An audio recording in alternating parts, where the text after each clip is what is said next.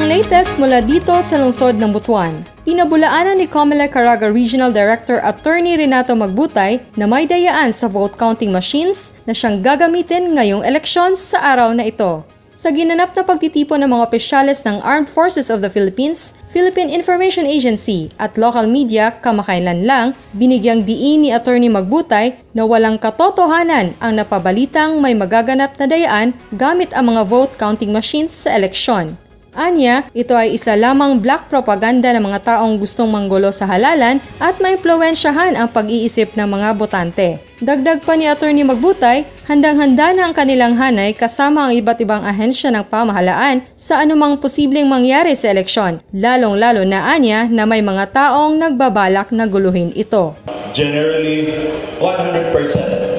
The VCMs are functioning and they are reading accurately the ballots, the test ballots, and it gives us more confidence, to face the public and to face you, the media, and to announce to you that maganda ang resulta this coming Monday because we have tested the machines and the machines are reliable, accurate, and will count correctly the votes. That is what is important.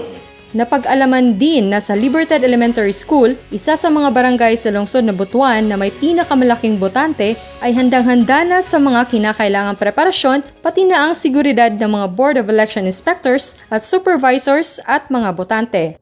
Ayon kay Ninita Mejica Diolata, Principal 2 ng nasabing eskwelahan, handang-handa na ang kompletong listahan ng kanilang mga polling precincts at siniguradong functional ang lahat ng mga vote counting machines matapos ang final testing and sealing ng mga ito. May mga technical team din anya na handang umayos sakaling may technical problem na ma-encounter sa anumang polling centers.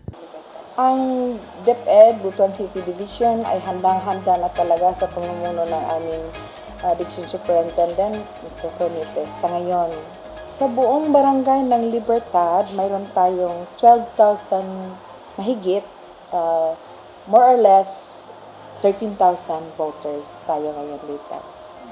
Samantala, ipinahayag din ni Regional Director Abner Caga ng Philippine Information Agency Caraga na ang designated media center ay sa Sandigan Hall na nasa loob ng Camp Rafael Rodriguez, Philippine National Police Caraga Regional Office.